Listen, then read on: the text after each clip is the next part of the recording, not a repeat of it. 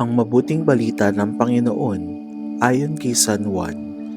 Noong panahong iyon, habang nakahilig kasama ang kanyang mga alagad, nangungumilihan ng sinabi ni Jesus, "Tandaan ninyo, ako'y ipagkakanulo ng isa sa inyo." Nagkatinginan ang mga alagad, hindi nila alam kung sino ang kanyang tinutukoy. Nang matanggap na ni Judas ang tinapay, si Satanas ay pumasok sa kanya. Sinabi ni Jesus, "Gawin mo na ang gagawin mo."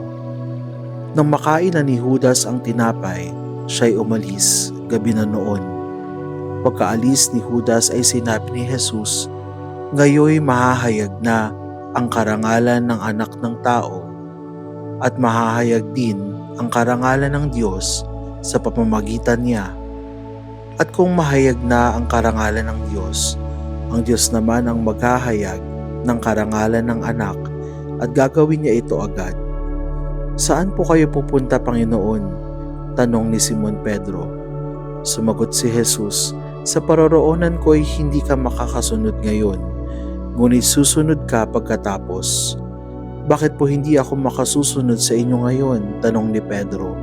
"Buhay ko may iaalay ko dahil sa inyo." Sumagot si Jesus, "Iaalay mo ang iyong buhay dahil sa akin?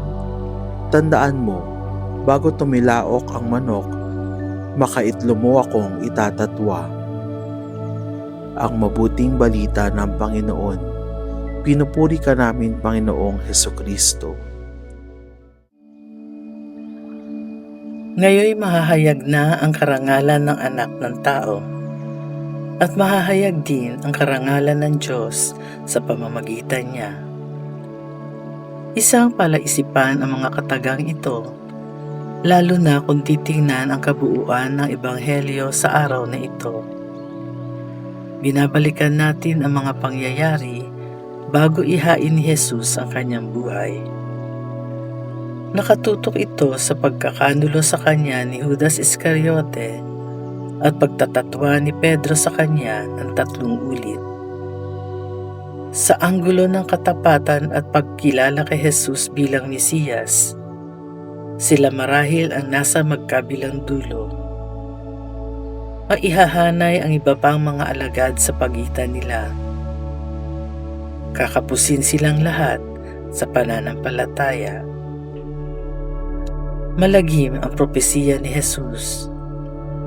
Pero sa kabila nito, pinahayag niya ang pagluluwalhati sa kanya at sa pamamagitan niya ang pagluluwalhati sa Diyos Ama.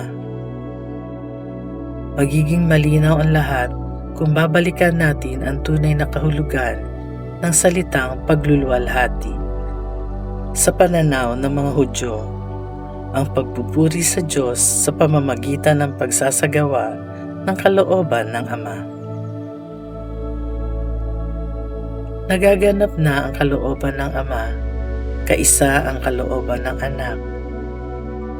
Kay Kristo natutupad na ang perpekto at dalisay na pagluluwalhati na maghahatid sa kanyang misteryong Paskwal.